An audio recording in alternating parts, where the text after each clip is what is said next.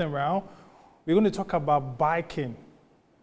A group of gentlemen and a lady have decided to ride all the way from Accra to Tamale and back. They'll tell us the reason why they want to do that. That should be very, very tedious. I won't try, but they want to do it. So the gentleman, well, I have Mike and Amankwa in the studio, who is an entrepreneur, but this time around is a biker. Michael, first of all, good evening. Welcome to the studio. Pleasure. Thank you for having me. Why do you guys want to ride all the way from Accra to Tamale? Tell me, why this project? Tell me quickly. Right. Okay, so the project started last year in September. I actually submitted Kilimanjaro. Yeah. 7 days. Oh, nights. yeah, I remember that one. Yes. Yeah, I remember. So I did that, and and there's a lot of things I learned about it, right? Yeah. So when I came back, I said, okay, if I was able to succeed by climbing the highest mountain in Africa, 985 meters alone, with all the lessons, how can I get a group of people to come and then also have a very big, audacious goal and then see if we can succeed? Yeah. So now when I came, I was like, okay, I think cycling to Tamale and back in 10 days would be a very daunting challenge. One, we seek to entertain because, what we realize is a lot of people are just comfortable and in their little spaces. They're not looking at how to think big, dare, take risk, and do things, right? Yeah. So we are looking at how do we motivate people, how do we inspire people. Okay, so we came up with such a huge goal, meaning that we are going to actually cycle from here to Tamale, 10 days, 1,300 kilometers. Once we want to, inspire, motivate. Two, we want to also entertain, because along the way, there's going to be a lot of drama. We want to entertain, but most importantly, we want to educate people, primarily about mental health. Okay. Primarily about mental health. So instead of using the traditional way of doing workshops or little outreaches here and there, we want to find we wanted a new, novel or innovative way of actually getting the message out. Okay. So now this challenge is made of 7 guys. We have 2 professional cyclists who are the coaches. Okay. So they've been doing it for quite a number of years. The chaps who saw them at Legon. Yes. Oh, okay. Okay. Then you have 5 everyday people. So myself, Michael Amankwa, who is an entrepreneur. You have Julius Richardson, who is a music teacher. You have the banker. You have the banker, Anita the Solomon, banker. who is a lady. And then you have Pius Hayford, who is an architect. Okay. And then Enoch is a security guard, right? Okay. So just everyday people who are like, let's shake the nation up. Let's shake the continent up. See us do this huge, Herculean task. But if we can do it, it means that, look, as a people, we can all dream big and then pursue. But at the core of it is talking about mental health. Okay, talking about mental health, how important is it that you have to use biking to do mental health? You don't think that when you make that stopover, you need to take time to do that? Okay, so first of all, you wanted something that will captivate and holds people's attention. Okay. So whilst that is being done, the message is being delivered. Okay. But how do we deliver or create the awareness? So we have the pre-challenge, which is what we've been doing. We've gone on TV, radio, we've gone to St. Augustine to talk to the student body. Okay. There's a lot of social media postings on issues of mental health, how to identify them, how to manage them. And then when we are traveling as well, as we stop, we ride for about 8 hours a day. Each community that we get to stop at, we also engage the local folks. Oh, okay. We are doing this not alone. We are doing it with also experts from the psychiatric department of Kolebu. So it's a huge, initiative, a huge effort. So that's how we are doing the awareness as we go along, outside of the other social media and print information that will be shared. Quickly, when are you starting this? Where is it starting from? We are starting on the 1st of November through the 11th of November. We are starting from Nsawam, then we go to Nkoko, then from there we go somewhere, then we get to Kumasi, then we go to Kintampo, then we get to Tamale. So when we get to Tamale, I think we get there on a Monday. On a Sunday, we take a Monday off, and then we head back. So next Saturday after, we get back to Accra. Quickly, this is a huge capital-intensive job to do. That's it. How are you getting your funding?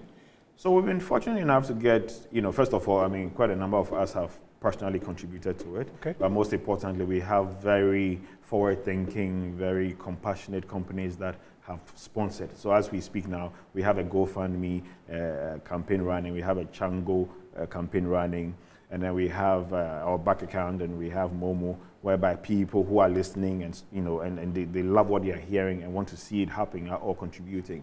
So we have, and also we have the media. We have gotten a lot of support from the media, and you guys offering us this opportunity is obviously part of supporting the good cause that we are.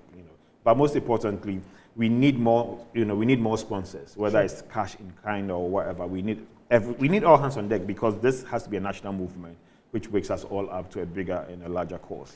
And as much as mental health is important, I'm sure you guys are promoting cycling too along the way.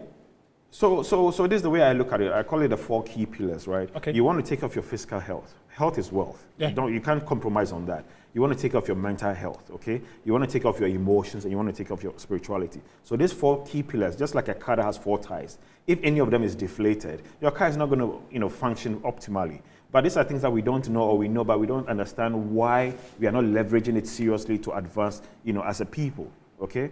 So when you're aware of these 4 things, and you are physically active, that's your vitality, emotionally sound, spiritually balanced, and then mentally sound.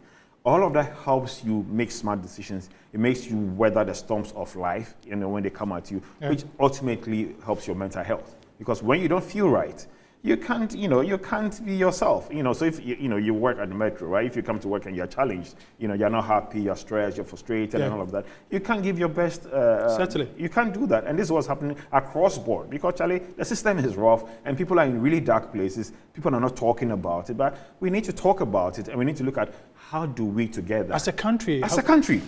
Have we taken mental health very serious as a country? You are an expert. Have we taken it seriously? Well, I'm not an expert. We have experts. I'm looking at it more from a mental catalyst perspective. That's what I'm so from a mental catalyst perspective, it's more of me being a motivator and an inspirer. Okay. And I've realized that we are not dreaming big, you understand? And we are not believing in our capabilities. I personally believe as a mental catalyst that we are all limitless, but it's a choice. So personally, where I am in my life right now, there are 2 key things that are of most importance to me. One is my happiness, and secondly is my inner peace. Okay. Once you seek happiness and inner peace, all the other things come on top of it.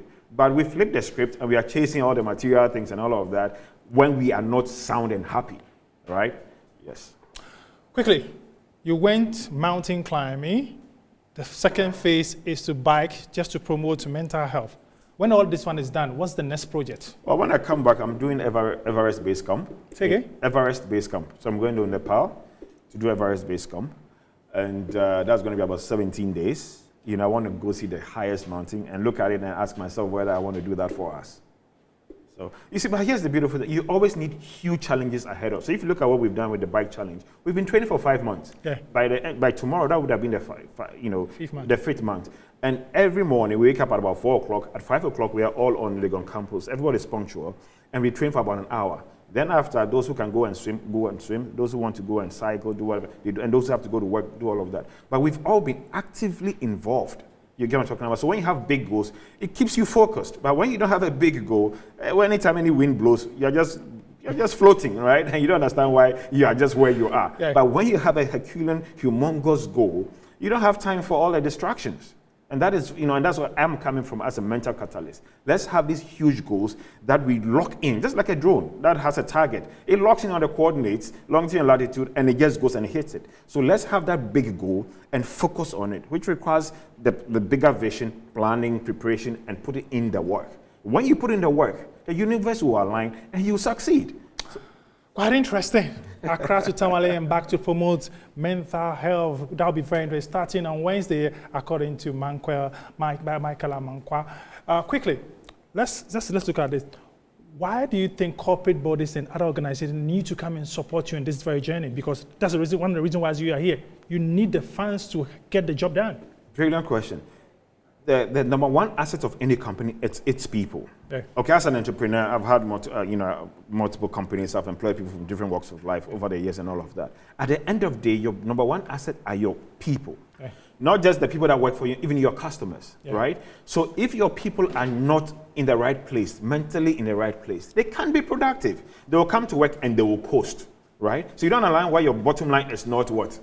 It's not moving in the right direction. And secondly, when you have an employee who is not in the right frame of mind, in the right place, they are already agitated. Yeah. So any small thing that any customer who comes in they will just take it onto the customer, and that's loss of what? That's bad press. That customer can go and put it on social media, and all of those things cost us. So it's very important that as a company, there's something called mental health first aid. I didn't even know about that. At any point in time, all of these companies need to ensure that their employees have been taken through mental health first aid, so that even if you have a customer coming, the employee should be able to detect whether does that person have a mental health challenge. Mental health is not about being crazy and being on the road. It's just the way the person looks, the way they smile, they talk, the tone of their voice. We need to know these things and know how to engage. You understand? Last 2 weeks, a policeman stopped me because I accidentally ran the red light. And when the guy stopped me, I was like, shucks, because I was going somewhere and I was running late. And when he stopped me, but the way the policeman dealt with me, after I was like, sir, I want to tell you something. Brilliant, brilliant. He just did an amazing job. He realized that, look, I was not in the right frame of mind. I was rushing somewhere. And he just said, please, next time be careful. But the way he handled it, I was like, this guy needs to be recommended for some promotion or something. But how many of such people do we have? Because we don't know. So where we are is basically lack of knowledge. Okay. We don't know. Okay. Michael, thank you very much for passing through, and we can wish you all the best. Thank you when so it's done much. and dusted, just be here. We'll Talk be us here. more. We'll be here. Well, we've been talking about riding to Tamale and back to promote mental health. We'll give you more details in our subsequent bulletin. But let's